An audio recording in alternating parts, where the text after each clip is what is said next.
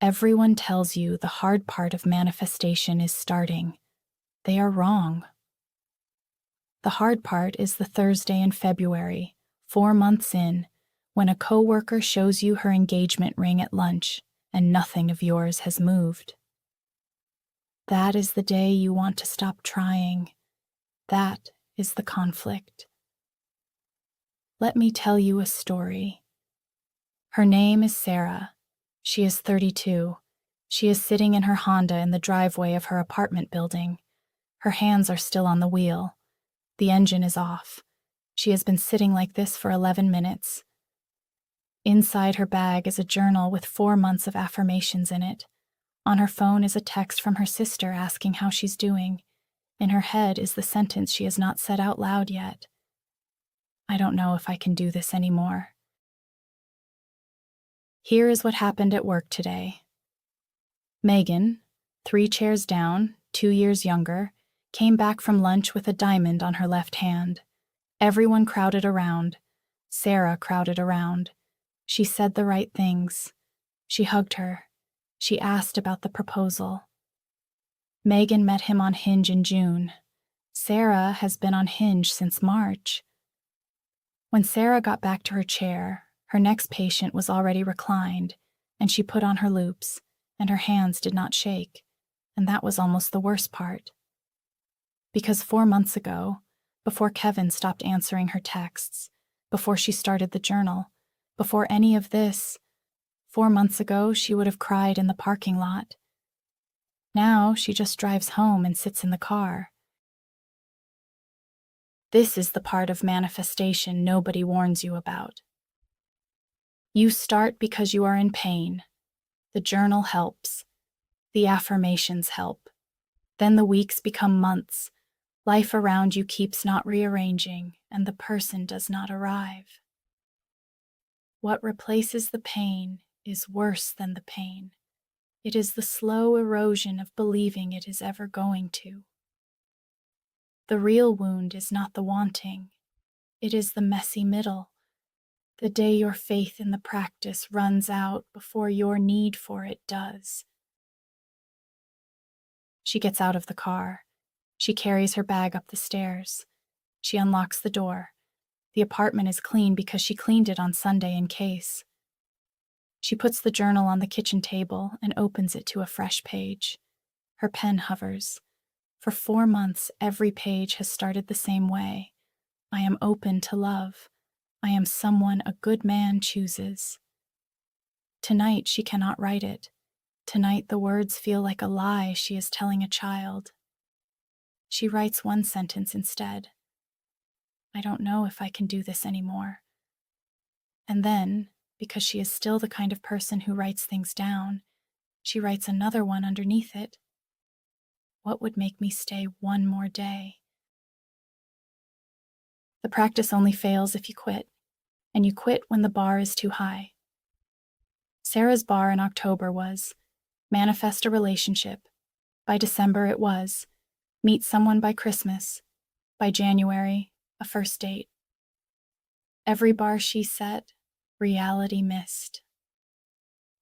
On a night like this, lower the bar until you can clear it, not the outcome, the practice.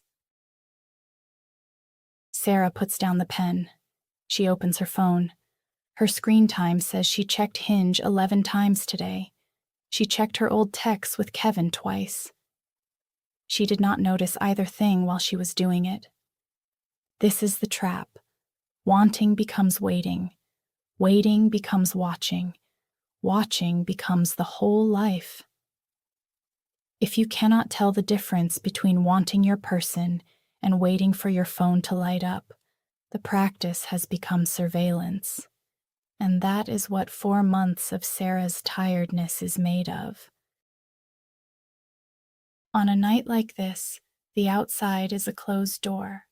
No text, no match, no ring.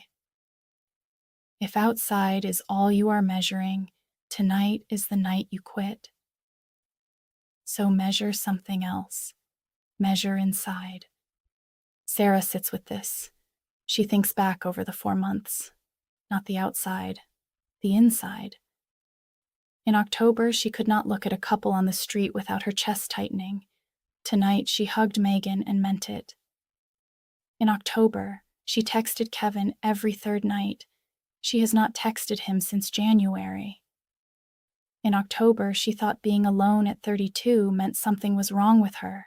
Tonight, she is sitting alone in a clean apartment, and the thought has not crossed her mind once. Nothing outside her has changed. Almost everything inside her has. Read that again. Nothing outside her has changed. Almost everything inside her has. This is what the messy middle hides. The practice has been working the entire time. You set up the scoreboard in the wrong place. You were measuring the door.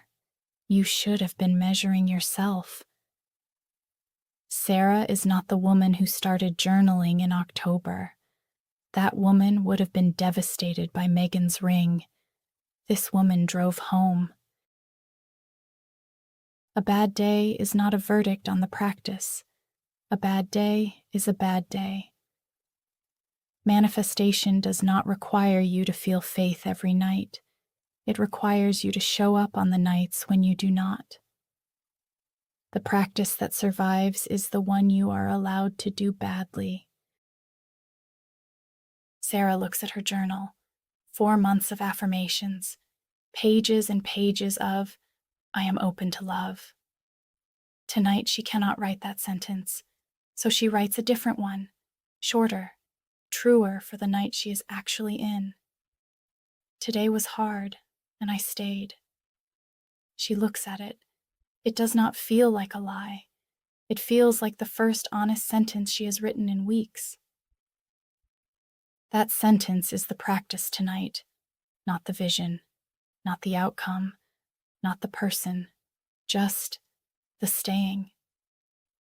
Today was hard, and I stayed. That sentence is not a downgrade of the affirmation. It is the foundation the affirmation was always standing on. Here is the permission nobody gives you when you start. You are allowed to hate the practice on certain nights. You are allowed to doubt it. You are allowed to write one sentence instead of a page. You are allowed to go to bed without feeling aligned. The only thing you are not allowed to do is quit on the worst night of it. Stay one more day. On a night like Sarah's, that is exactly high enough. Sarah closes the journal. She does not open Hinge. She does not reread Kevin's old texts. She makes tea. She answers her sister. I'm okay. Long day. Tell you tomorrow. She does not feel better. That is important. She did not do this to feel better. She did this to stay one more day. She gets in bed at 10:15. Her last thought before sleep is not about Kevin and not about Megan's ring. It is about the sentence in the journal. Today was hard, and I stayed. This is not a story where the next morning the phone lights up. The next morning, Sarah sees Megan again, and it is still hard. The morning after that is a little less hard. The Thursday after that, when something small goes wrong, she sits in the car for 2 minutes instead of 11. The practice does not control when he arrives. It never did. What it controls is who is waiting on the other side of it. The woman who writes today was hard and I stayed on her worst night in February is not the same woman who would have met him in October. She is someone he has a real chance with. That is what the 4 months actually built. If you are watching this in your own Thursday in February, 4 months in, nothing moving, a Megan in your life holding up a ring, hear this. The practice is not failing. You are in the middle of it. The middle is supposed to feel like this. The middle is the part that does the work. Lower the bar. Do not measure the door. Write one sentence. Today was hard and I stayed. Go to bed. Stay one more day. And sometimes having a small, quiet place to write that sentence down is what makes staying one more day possible.